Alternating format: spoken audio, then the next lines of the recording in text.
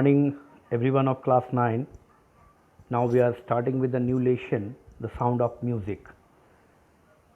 In this part, we will get to know about a girl, a young lady who was hearingly impaired. So she can't listen to any sound, but she used to feel it, and how she made her life a success story, we will get to know in this chapter. Rush hour crowds jostle for position on the underground train platform. भूमिगत railway platform पर अपनी जगह लेने के लिए भीड़ भाड़ वाले वक्त में लोग भाग रहे थे. A slight girl looking younger than her 17 years was nervous yet excited as she felt the vibration of the approaching train. एक दुबली पतली सी लड़की जो देखने से 17 साल की लगती भी नहीं थी, वो थोड़ी नर्वस सी थी क्योंकि वह अपने शरीर के अंदर में उन तरंगों को महसूस कर रही थी जो आने वाली ट्रेन की वजह से उत्पन्न हो रहे थे. It was her first day at the prestigious Royal Academy of Music in London. ये लंदन के मशहूर रॉयल एकेडमी ऑफ म्यूज़िक में उसका पहला दिन था. And daunting enough for any teenager fresh from a Scottish farm. और एक नवयुवती जो कि स्कॉटलैंड के खेतों से आई थी, उसके लिए ये अनुभव एक बहुत बड़ा अनुभव था. But this aspiring musician faced a bigger challenge than most. She was profoundly deep. लेकिन इस जो स्कॉटलैंड की ये जो उभरती संगीतकार थी, इसके अंदर एक शारीरिक खामी थी, वो सुन नहीं सकती थी. She was profoundly deep, मतलब वो पूरी तरह से बहरी थी. Evelyn Glennie's loss of hearing had been gradual. Evelyn Glennie की सुनने की ये जो क्षमता का जाना था वो धीरे धीरे हुआ. ऐसा नहीं था कि वो पैदाइश के वक्त ही बहरी रही हो, ऐसा नहीं था. धीरे धीरे करके उसके सुनने की क्षमता खत्म हुई थी. Her mother remembers noticing something was wrong when the 8-year-old Evelyn was waiting to play the piano. उनकी माता ने बहुत पहले ये अनुभव किया, विशेष रूप से जब वह 8 साल की थी और पियानो बजाने के लिए प्रतीक्षा कर रही थी. They called her name and she didn't move. उन्हें पता तब लगा जबकि एवलिन का नाम बुलाया गया, लेकिन एवलिन वहाँ से हिले भी नहीं. I suddenly realise she hadn't heard, said Isabel Glennie. उनकी माँ इसाबेल ग्लीनी बताती हैं कि जब उसका नाम पुकारा गया वो नहीं गई. तब अचानक उन्हें ये बात समझ आई, तब उन्होंने ये बात महसूस किया कि शायद उसने सुना ही नहीं था. For quite a while Evelyn manage to conceal her growing deafness from friends and teachers. थोड़े समय तक तो एवलिन ने अपने इस बहरेपन की बात अपने दोस्तों से, अपने शिक्षक से सबसे छुपाने की कोशिश की, या यूं कहें छुपा कर रखा. But by the time she was 11, her marks had deteriorated and her head mistress urged her parents to take her to a specialist. तो जब वो 11 साल की हुई, उस समय तक आते आते अब परीक्षा में उसके अंक गिरने लगे. स्कूल में दिए गए कार्यों में वह पीछे हटने लगी, यानी उनमें धीरे धीरे क्षरण आने लगा, जिसकी वजह से जो प्रधानाध्यापिका थी उन्होंने उनके माता पिता को सलाह दिया कि वो किसी विशेषज्ञ के पास लेकर जाएं एवलिन को. It was then discovered that her hearing was severely impaired as a result of gradual nerve damage. वहाँ जाकर जांच के फलस्वरूप ये पता लगा कि धीरे धीरे करके नसों के खराब होने की वजह से वो सुन नहीं सकती. They were advised that she should be fitted with hearing aids and sent to a school for the deaf.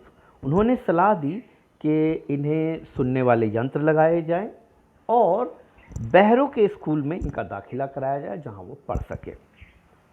Everything suddenly looked black, says Evelyn. Evelyn कहती है अचानक सब कुछ बिल्कुल काला अंधेरा सा दिखने लगा।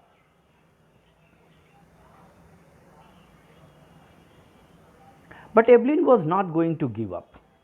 लेकिन इतना होने के बाद भी एवलिन हार मानने को तैयार नहीं थी।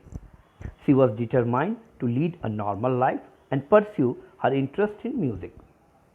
उसने निश्चय कर लिया था कि वो एक सामान्य व्यक्ति की तरह जीवन जिएगी और अपनी संगीत के प्रति जो रुचि है उसे आगे बढ़ाएगी। मतलब बहरे होने के बाद भी उसने ये तय किया कि वो एक सामान्य इंसान की तरह जीवन जिएगी और अपने संगीत की जो अभिरुचि है उसे बरकरार रखेगी, उसे और बढ़ाएगी। One day she noticed a girl playing a xylophone and decided that she wanted to play it too. एक दिन की बात है, उसने एक लड़की को जाइलोफोन बजाते हुए देखा। जाइलोफोन एक वाद्य यंत्र होता है, अब तो बहुत कम दिखता है मगर यह वाद्य यंत्र होता है। तो उसने एक लड़की को जाइलोफोन बजाते हुए देखा और ये तय किया कि वो भी xylophone बजाएगी। Most of the teachers discouraged her, but percussionist Ron Forbes spotted her potential. ज़्यादातर शिक्षकों ने उसके इस निर्णय पर उनका मजाक भी बनाया, यूँ कह लें कि उन्हें हतोत्साहित करने की कोशिश की। लेकिन एक शिक्षक रॉन फॉब्स थे, उन्होंने उसके अंदर की प्रतिभा को पहचान लिया। He began by tuning two large drums to different notes. उन्होंने शुरू किया कि भाई दो बड़े बड़े ड्रम लेते थे वो ढोल जैसे और उनमें अलग अलग ध्वनि उत्पन्न करते थे। Don't listen through your ears, he would say. वो कहते थे कानों से मत सुनो, try to sense it some other way.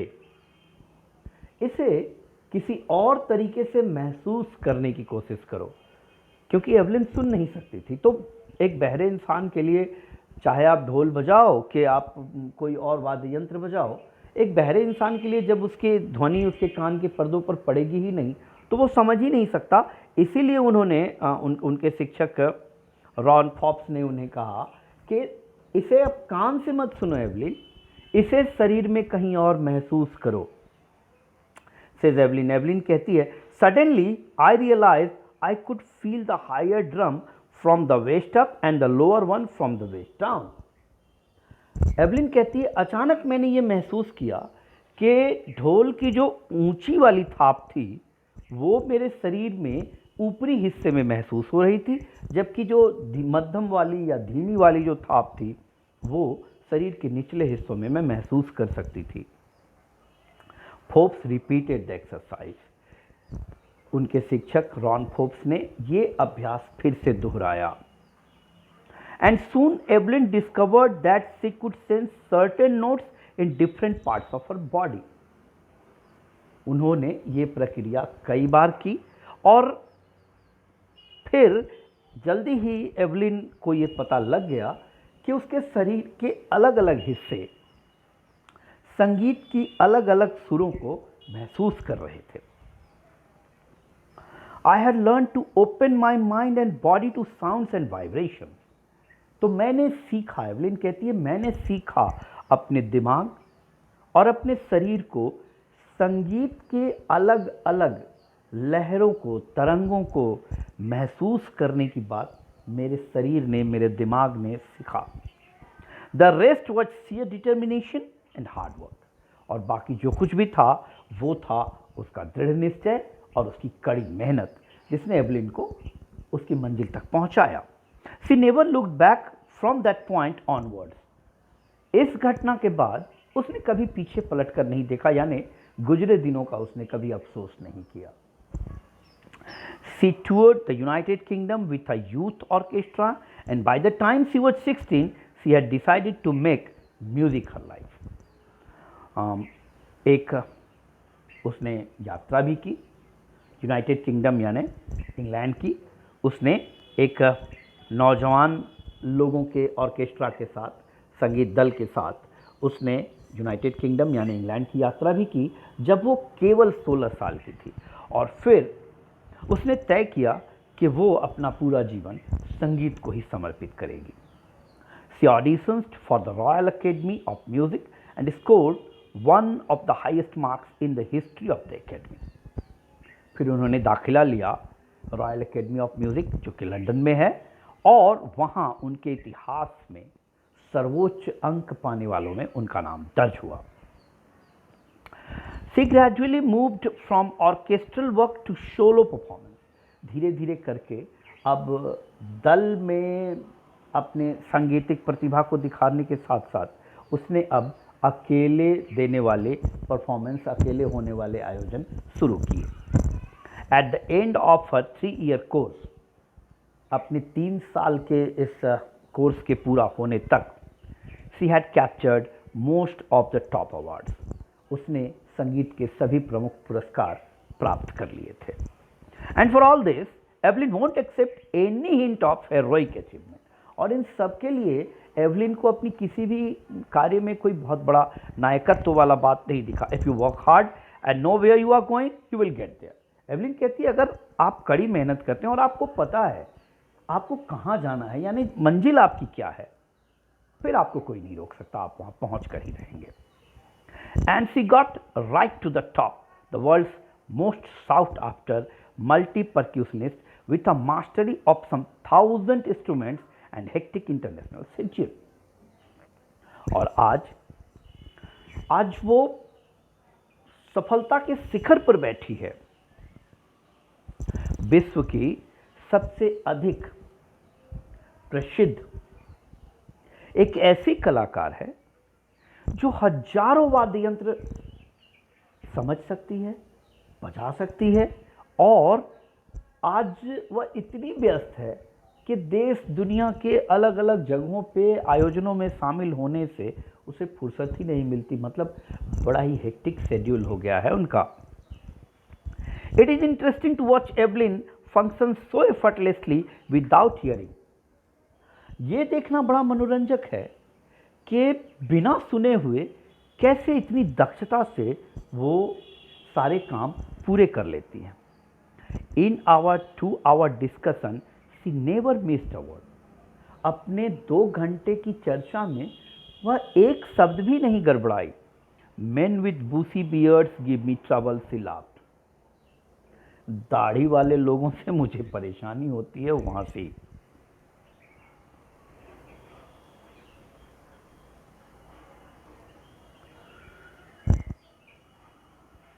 It is not just washing the lips, it's the whole face, especially the eyes.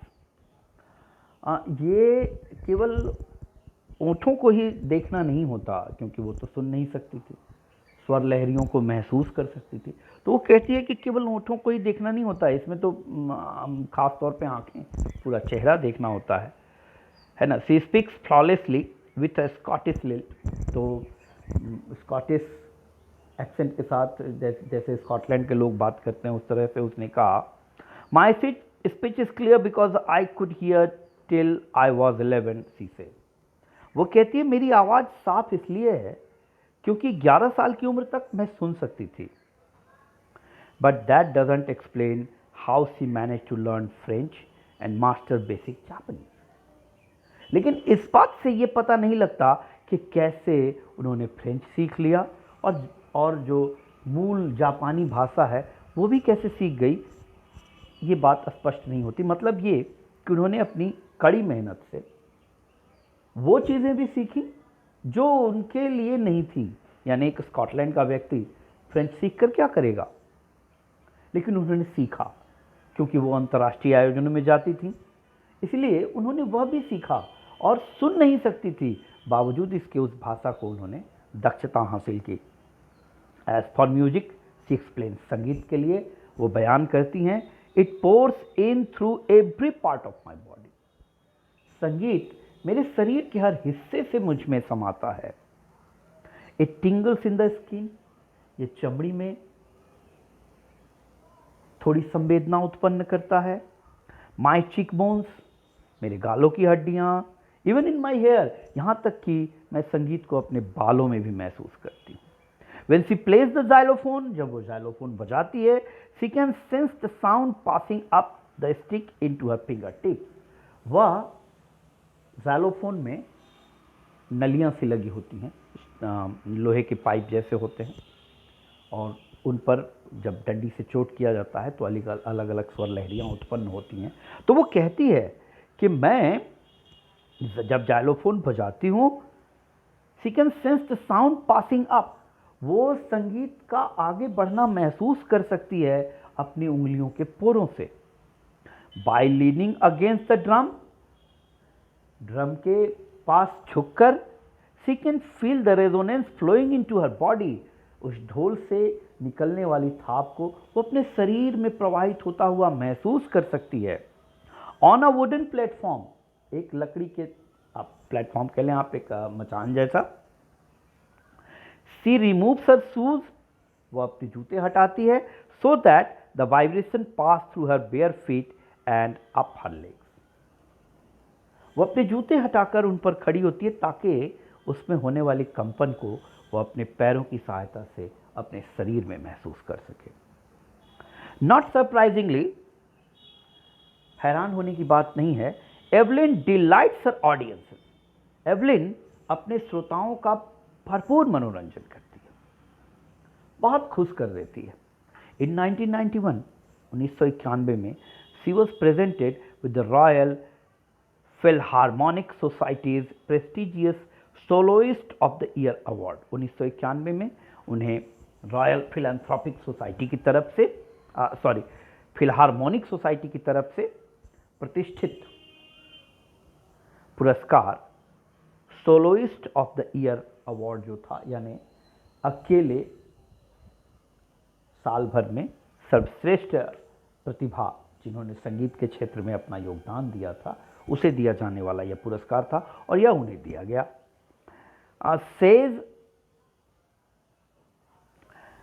says master percussionist James Blades, God may have taken her hearing, but she has given her back something extraordinary.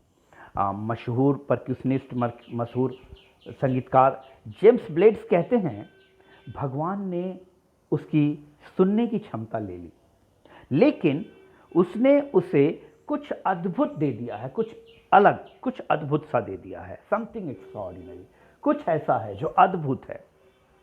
What we hear she feels, जो हम सुन सकते हैं वो महसूस करती है. Far more deeply than any of us, शायद हम में से किसी से भी ज्यादा गहराई से महसूस कर सकती है. That is why she expresses music so beautifully. यही कारण है कि वो संगीत को इतनी खूबसूरती से प्रकट कर पाती है. Evelyn confesses that she is something of a workaholic. Evelyn ये स्वीकार करती हैं कि वो काम के प्रति जुनूनी है, वर्कaholic है, मतलब उन्हें काम करना बहुत अच्छा लगता है, बहुत आनंद देता है. I have just got to work, मुझे काम करना ही होगा. Often harder than classical musicians, शास्त्रीय संगीतकारों से भी कहीं ज्यादा कड़ी मेहनत मुझे करनी होगी. But the rewards are enormous, लेकिन जो परिणाम मिलते हैं ये बहुत हैं, ये बहुत ज़्यादा हैं.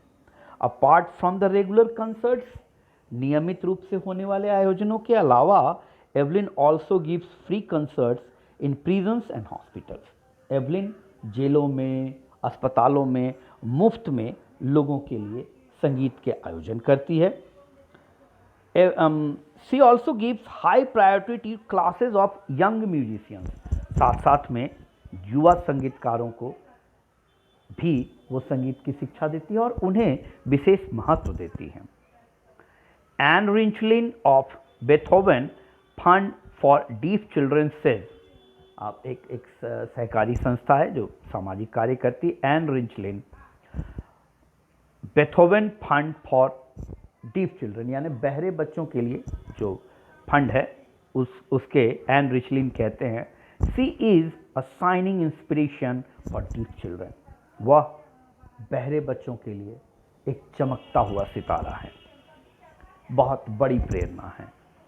They see that there is now here and that they cannot go. उन्हें लगता है कि अब तो वो बहरे हैं, वो कुछ नहीं कर सकते। उनके लिए यह एक उदाहरण है कि देखो, वह जैसे एवलिन कर सकती है, आप भी महसूस कर सकते हो, जीवन में आगे बढ़ सकते हो। Evelyn Glennie has already accomplished more than most people twice her age. इतनी सी उम्र में एवलिन ग्लीनी ने हर वो कामयाबी प्राप्त कर ली है जो उसके उम्र के दोगुने उम्र के लोग भी प्राप्त नहीं कर पाते। She has brought percussions to the front of the orchestra and demonstrated that it can be very moving. वह ऑर्केस्ट्रा के उन्होंने ऑर्केस्ट्रा को सामने लाया है, नई पहचान दिलाई है and demonstrated that it can be very moving, और ये दिखलाया है कि संगीत बड़ी ही कमाल की चीज़ है, ये हमें आगे बढ़ाती है। She has given inspiration to those who are handicapped, साथ साथ में उन्होंने प्रेरणा दी है उन लोगों को भी जो अपंग हैं, हैंडीकैप्ड हैं, यानी सुन नहीं सकते या बोल नहीं सकते या चल नहीं सकते या देख नहीं सकते। ऐसे लोग जो शारीरिक रूप से अपंग हैं, उनके लिए वह एक प्रेरणा स्रोत भी हैं। People who look to her and say if she can do it I can, क्योंकि ये वो लोग हैं जो अपंग हैं और ये जब इन्हें देखते हैं तब उनके मन में ये भावना आती है कि अगर एवलिन कर सकती है, हम भी कर सकते हैं। And not the least, she has given enormous pleasures to millions, और सबसे बड़ी बात, लाखों लाख लोगों को उन्होंने असंख्य खुशियां दी हैं अपने संगीत के माध्यम से। यहाँ आकर ये आपका लेशन खत्म होता है। इसे अपने घर में पढ़ेंगे और प्रैक्टिस करेंगे, बाकी अगली क्लास में। Thank you.